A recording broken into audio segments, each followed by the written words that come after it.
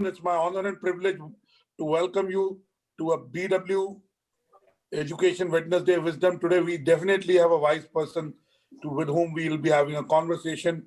He's a social entrepreneur, he's a bookseller, he's a change maker, he's an educationist, he's an education leader, and now an author. So let me welcome Mr. Sandeep Dutt, who in his past life has been, um, an evangelist for books. His work around the International Youth Prize was widely acknowledged and acclaimed. He just written a book called My Good School, and what a good school should be. What is the objectives of schooling? What is the objectives of learning? And he's a school coach. That's the first time I've met a school coach, so to say, but he makes sure that he's able to coach educationists to be able to coach everybody else to do well. So welcome, Mr. Sandeep Dutt, for talking to BW Education. Thank you, Anurag. First of all, I'd like to know from you. We'll come to your book, The Good School. I know William Bissell in the introduction writes that you are a lifelong learner. You're a lifelong student, and you practice the good school in the way you live. But coming to you, how have been the last 10 months for you personally and professionally? Anurag, I think they were the best 10 months of my life. I couldn't have had a better year than this, having traveled virtually 35 years from corner to corner in search of the self. I think in the last 1 year, honestly, if you ask me, I finally figured out why we are here as human beings. And that, for me, was a very valuable, insightful experience. Yes, it's a coincidence that the book came out in this time span where I sat peacefully and I was able to actually complete it. The book, which started in 2012, actually had to come out in COVID times. It's just timing, nothing else, because we signed up with the publishers at least a year and a half back. Yes, last year was good from three ways. One, we realized that we have to live peacefully with the current environment. The conflict between human being and environment, that came across. Second, we realized how much you miss each other. I've not met you for so much time. So we realized that we often in our life take some relationships for granted, which we should not. So that was the second thing. And third, it was an opportunity to actually innovate, design, and rethink as to how we should learn. And that perhaps was what I was really looking forward to. Sometimes in our quest of travel and going to places and actually going physically chasing brick and mortar, we don't sit down and think. So you could wear a thinking hat and actually enjoy the year. And that's the best part of the year. Thank you for being so candid, Sandeep. And I know that, you have a purpose in life. You always had. Maybe that's become even more crystal clear and got reinforced. And you're right. We take a lot of relationships, and not only relationships, a lot of ways of being for granted. But I think the last 10 months made us that we can't take anything for granted. We must value what we have and express gratitude for what we have. Now, let me come to the book. How did the idea of the book come about? And I'd like you to show our readers a copy of the book coming from the author. It's called My Good School. You see the beautiful school on the book. Yes. That's the beauty. I mean, the cover design itself is a story in itself. Right. So the book really was thought of long back. And this is not my first book. This is my book number 4. Yeah. So this quest for My Good School started way back about 30 years back. And you perhaps know, and I think most viewers would know, that despite the fact it is not my profession, it's actually my book. It's actually my passion. So schooling for me has never been on the forefront of my career and livelihood. But I've always followed schools, tracked them, and tried to understand from a school's biography point of view, कि मैं school क्यों हूँ? So I thought to myself that मैं school बन के देखूं और सोचूं कि मैं क्यों आया इस दुनिया में. So it's metaphorical. So when I thought that मैं स्कूल बन के क्यों आया लोगों के लिए, that's the story. I thought, let me ask the school कि मैं अच्छा क्यों हूँ. हर एक की इच्छा होती है कि मेरा स्कूल अच्छा है, मैं अच्छा क्यों हूँ. So I was trying to find that out, and that's why in 1998 I came out first with my book called Good Schools of India, where I traveled across the country and I visited over 300 schools just to find out what makes them stand apart and what they have to offer. After that book, I said, okay, let me zero in on the schooling capital of India. I did a book on Dehradun schools. Now, those books were basically factopedias. They were the quest for knowledge, or they were the Googling of my mind system, where I thought, let me collect as to what makes the school. And then finally, when I started my, I should say, leadership position with the International Award for Young, which you mentioned here, and I traveled across the world, I realized that there is something more to the school than the school show in brick and mortar. Why are relationships important in school? What does the school have for each one of us? And that's why this quest for the book called My Good School began. So My Good School really is a school story. The school telling you, why do I have a school bell? Why do I have an assembly in school? What is the role of a child in a school? What is the role of a parent in a school? What is the role of various things you see around in school for granted? Why do you have a syllabus in school? What is the curriculum of a school? So school is telling you why you have all these things. I hope that helps, Anurag. Absolutely. Your life is about passion. This book is about passion and the learnings that we can have from that. Now, of course, when you write a book, and there are many chapters, right from, what is the purpose of a school? So give us, purpose for everyone is very important. Why do I run a media company? Why do I do what I do? Why am I doing this conversation? So tell us, give us which one is your favorite chapter and why, and give us a peek for our viewers and our readers. Give us a peek into the book. Actually, I owe a lot of gratitude for this book to the publisher who thought so deeply into it, and to editorial team. I had written random thoughts and chapters when I traveled to the school, and my writing point, I may want to mention here, is at the bottom of the Aravalis near the Ranakpur temple, where I used to write chapters every month. So I wrote this book chapter by chapter, and every chapter is a story in itself. And the location is the very fabled Fab India school. So whenever I used to go spend my 1 month there, 1 week every month there, trying to figure out what makes into going of a school, that's why I wrote the chapters. So first thing I wanted to address was, why go to school? That's where the whole story started. And my editors kindly helped me in a very nice way. They said, let us do the book in 4 sections. What, why, and how of teaching? I mean, why do you have teaching? That was the first question we wanted to answer. Second, how do you redefine education and learning? That's what we're all talking about. So it's also timely. And third, what are the lessons for life we take across from a school? Because that's the most important part. And last but not the least, what is school leadership? So that's the very pragmatic way of putting it across. It's very different. It's very unique. And to take things further, I think for me, the most important part of the finding was that the principal is a chief learning leader. In our business world, you talk of CEO, you talk of COO, you have all the C's and the E's and the O's you use. But I thought there's something in a school, you can't use the word CEO in a school. So when a principal in a school epitomizes as a chief learning leader or a CAL, that school transforms. So my quest of finding out what a school is, what a school does, and how a school does, that's what the story of the book is. Okay, Sandeep. Now, because I know you as an individual, now you've been, you were born in books, so to say, around books. Luckily, your family had an association with the legendary English Book Depot in Dehradun. You went to a school which is, again, venerable. Then you built a book retailing business that you sold off.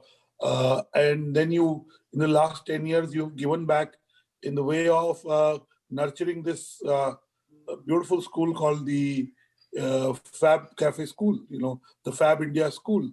I go too much to Fab Cafe, so I call it Fab Cafe, but I mean the Fab cafe India has School. A connection with the school. I'll share that. The subsidy of the school perhaps come from the cafe, come from the backyard of the school. Yes.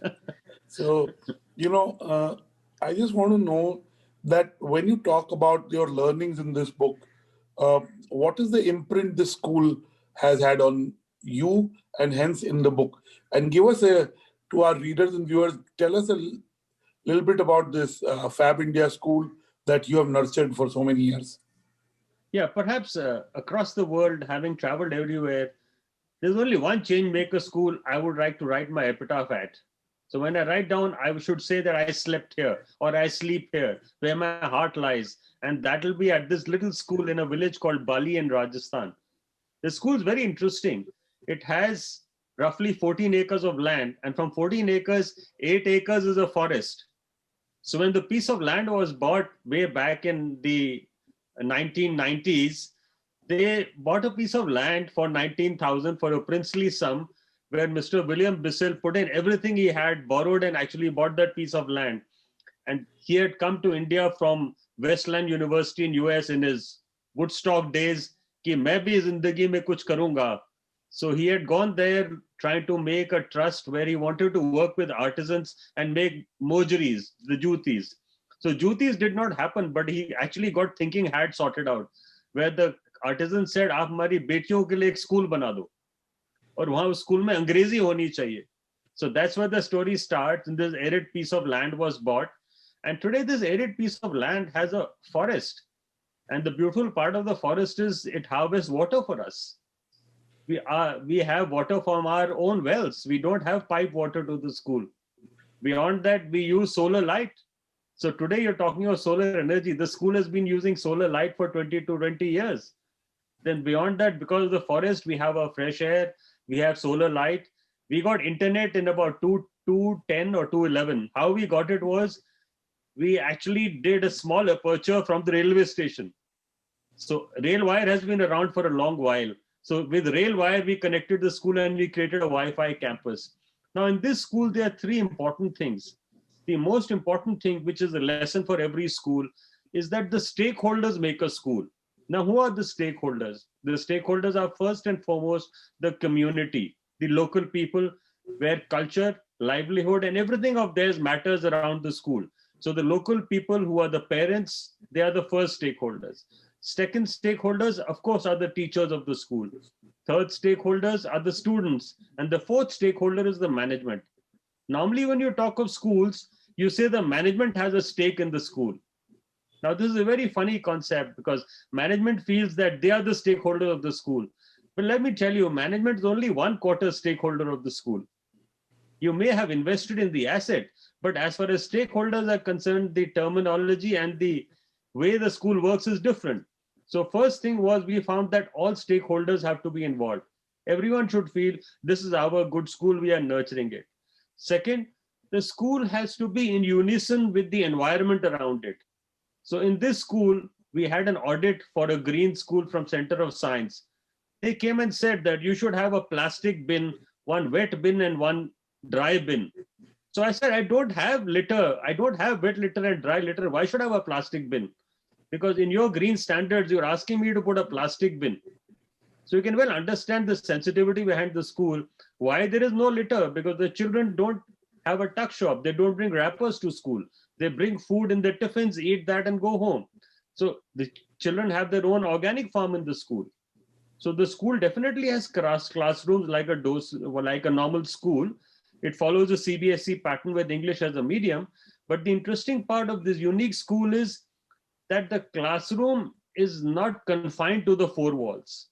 And that is the second thing of the school. Classroom can never be confined to the four walls. And why we say that? Because in school, children do service, skill, sport, and study. And that's a good school. And third, the leadership of a school has to be with the local community. You will say this is paradoxical that the investor has actually put in money. How can the investor give the leadership away? Now, if you look at the RTE Act and look at the way the government says it, the school management committee should actually be operating the school, while the owner and the trust should be only an asset custodian. So the structure of the school in true sense is actually designed in such a way that the original trust is only an asset custodian, while the operators is the local community. And that's what we managed to set right in the school, where the community decides what we should do, how we should do, and how we should actually make learning great fun for children. A classic example today is in this school, very close to the school, they are growing vegetables. Now, the company which grows vegetables is an old boy of the school. 7 teachers, out of which 6 are girls, have come back to teach in the school. So this is the beauty of that school, where people actually nurture it, they grow it. And a lot of our experiments and learnings come from the Fab India school. Honestly, the first My Good school in the world was the Fab India school. And when I went to Finland, I thought they're telling us about a phenomena-based learning. The Fab India school's been doing phenomena-based learning for 20 years. If you see our own culture, today we're looking outside. We are trying to import practices and curriculums. But our Guru Shishya Parampara was the best possible curriculum in the world. And today we are actually going back and seeing that what can we learn for livelihood, what can be learned for life skills. Now that is what the Guru Shishya Parampara was. So this idea of Guru Shishya Parampara is very strong. And there is a guru in the teacher, there is a guru in the parent, there is a guru in the child, and there is a guru in the management. So that's how we use a good school like the Fab India school, where all stakeholders are involved. Second, the school is need blind. So even if you don't have money, you can go to the school. 1/4 of the children in the school don't pay the fees. Then you will say that their burden will fall on the other children. No, it's not that way. They are paid from and endowed from an endowment fund which has been created specifically for them. So when a school is need blind, there will be diversity, inclusion, and belonging. You will not be able to identify who's who and who comes from where. And that's what makes a great country. So if you have a school which is need blind, which is providing for all children, you don't differentiate with the community, you build relationships and you learn from each other. Beautiful. I think I can say I grew up in Old Gurgaon, and I went to a convent school called Our Lady of Fatima Convent High School. And I can say it was a good school. While I went to good institutions post that, my 11th, 12th I did from a college, and I topped the college. Then I went to an engineering school, business school. But I would say my school was the building block for whatever I have achieved in life, for my spoken English, for my written English, for my value system, for my exposure. So schools are very important because they really kind of shape up the person you become in the subsequent years. So clearly, my good school is a good uh, kind of a model for everyone to follow. The Fab India school is a good model for everyone to follow. Now let me change gears, and you talk about education evolving. Now in the last 10 months, there's been this talk of a hybrid model, a physical plus online model. Uh, right now we have a compulsion not to open schools. I mean, somewhere the schools have opened, but not at most places. So when we have a choice of either having a traditional old world school education vis-a-vis a hybrid model, what do you think will triumph in future? What is needed? How should education keep pace with the changes in the landscape post-COVID? Anurag, I have a very interesting answer for this. For me, the hybrid model is learning beyond the syllabus. So I'm going to answer it in a very different way. You talk of hybrid when you're using technology and you're using infrastructure. I'm saying something else, that the how of schooling matters, and the how is actually not dependent on the technology, neither is it dependent on brick and mortar. The how of a school is built around relationship first. Second, how of a school is built on what I keep saying is deep rooted to the culture, is deep rooted to the requirements of the community. So if you look at the last 1 year, we've had the opportunity to understand each other. We've had time to actually spend with the people who matter around us. That is the first part. How does school start, or how is a good school built? The first thing a school does, it actually offers you an experience from personal and social development point of view. A child comes to school as an individual person, but goes out as a social being. Now, when you're transiting the school journey from an individual person to a school being, yes, you may have tools, you may have infrastructure, but net to net, what matters is the relationships. What matters is the teachers. Yes, it does help if you have technology. I'm not denying it, but technology is not what provides you hybrid. Hybrid is where learning is student led, where you have schooling experience which is actually tailor made for every child.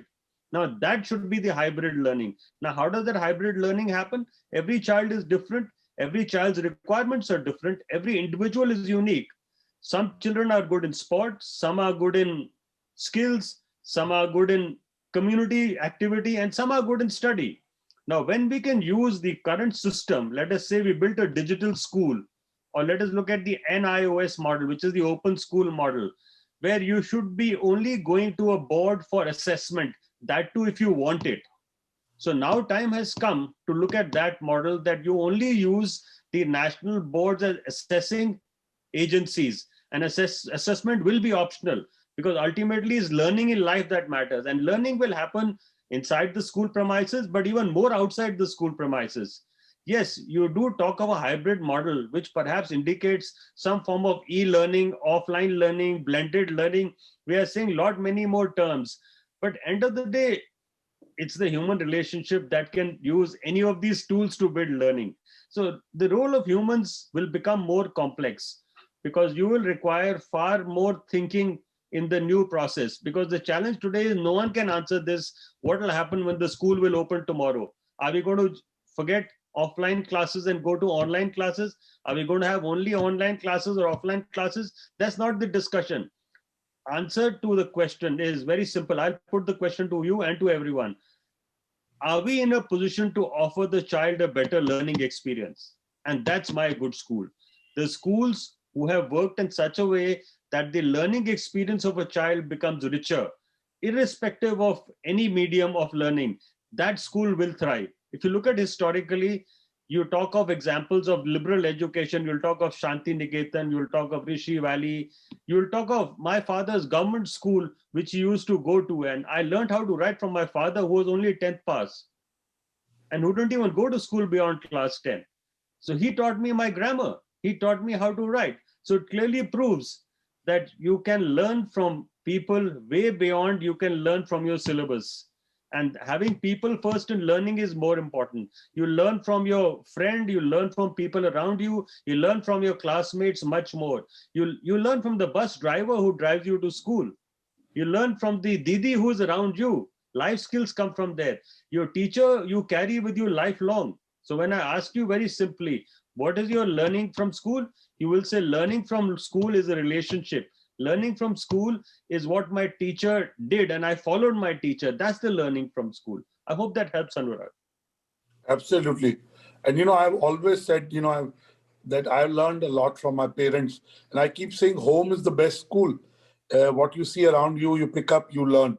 Second thing, you rightly said, you learn from everyone you come in contact, whether it's your colleagues, whether it's your teachers, whether it's your peers in the classmates in the class.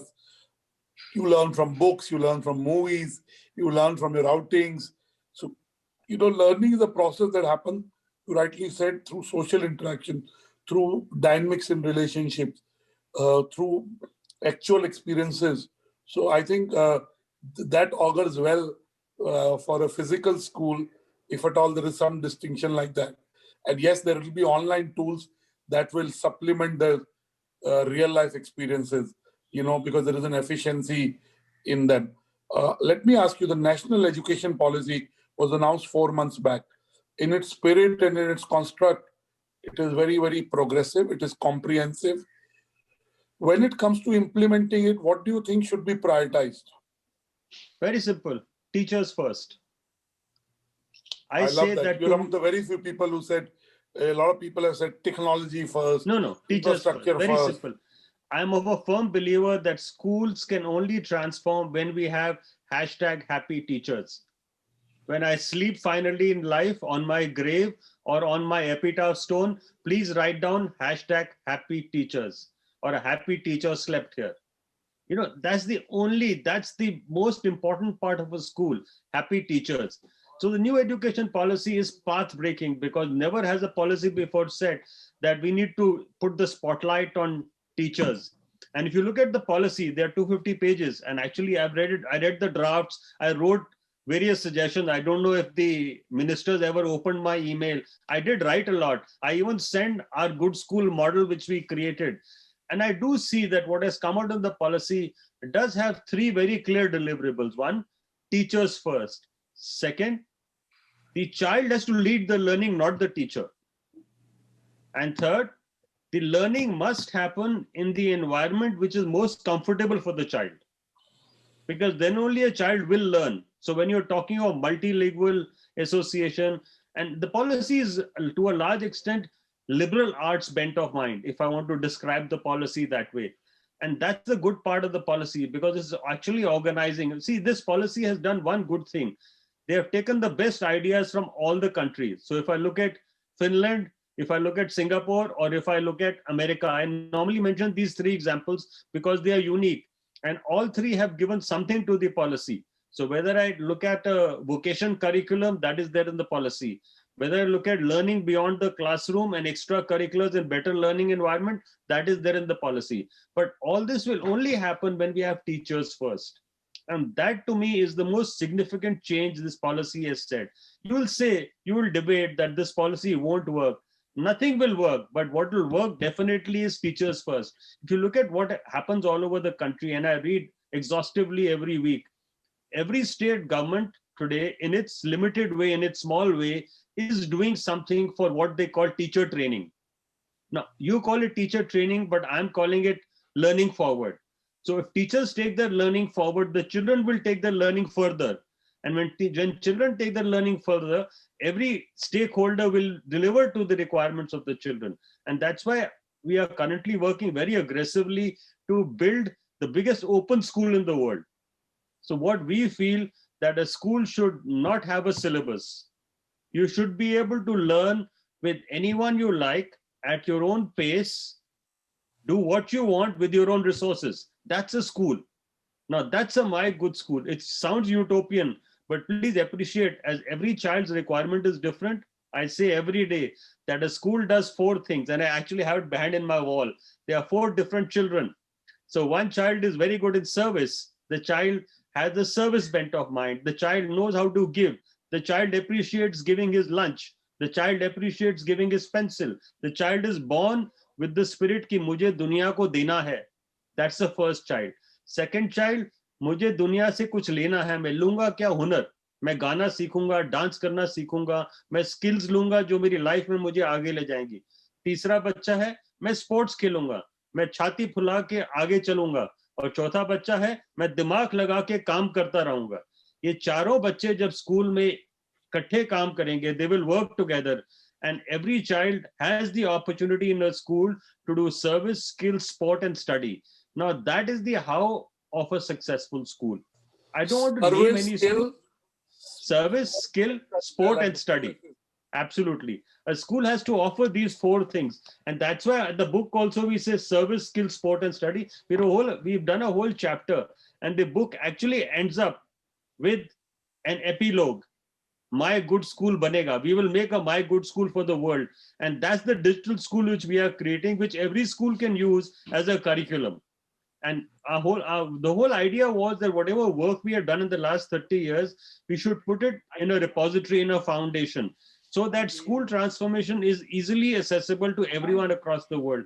And that's where we are going with what we call the Learning Forward India Foundation. I like that, learning forward. See, again, as you know, that learning is a lifelong process. You got to be curious and you got to be open for knowledge to come in. My last question to you is, a lot has changed in the last 10 months, right? And a lot has changed for good or bad, time will tell.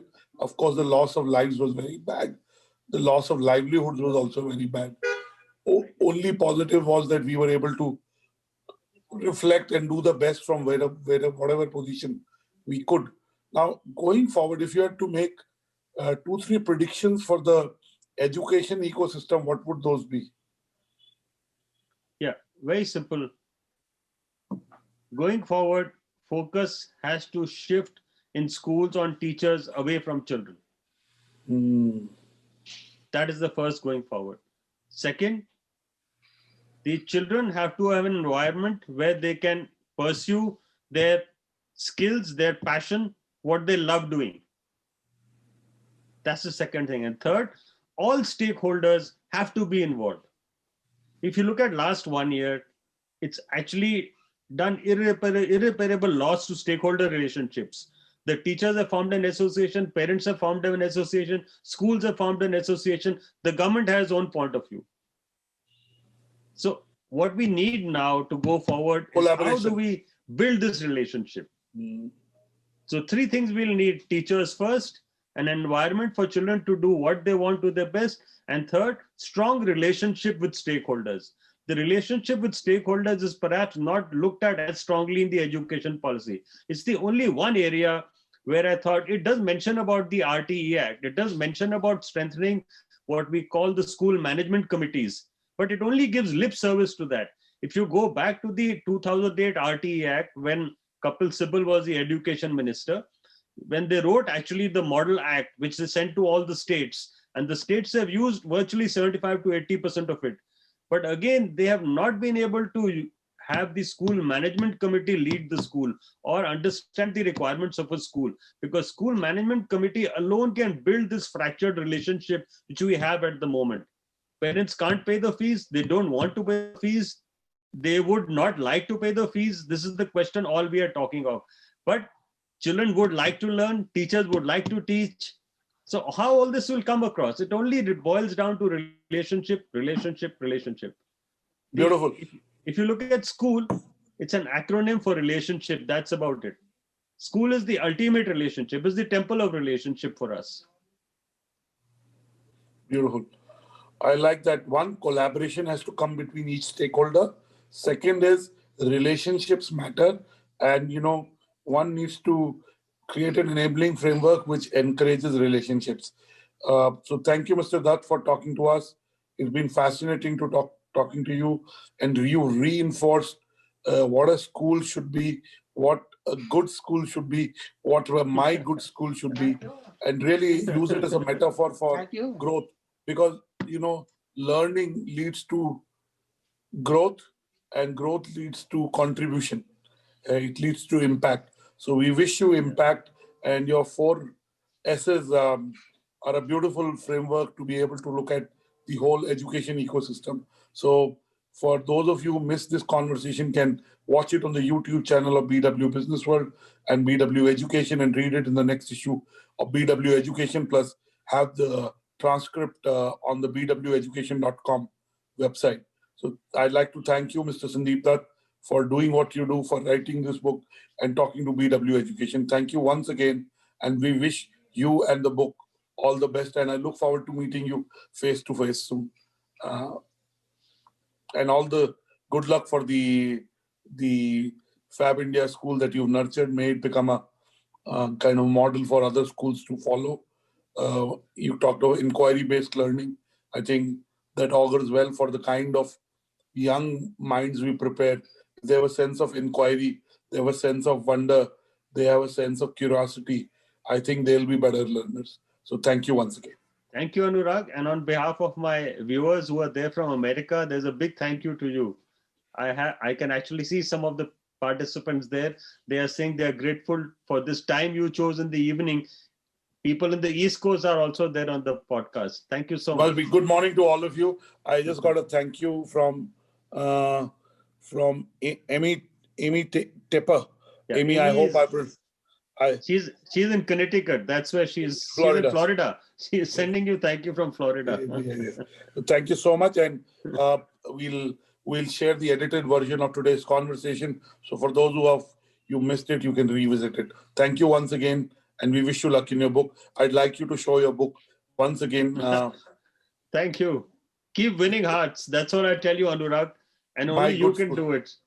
My good school. Thank you so much. Good evening. God bless you. Thank you. Thank you.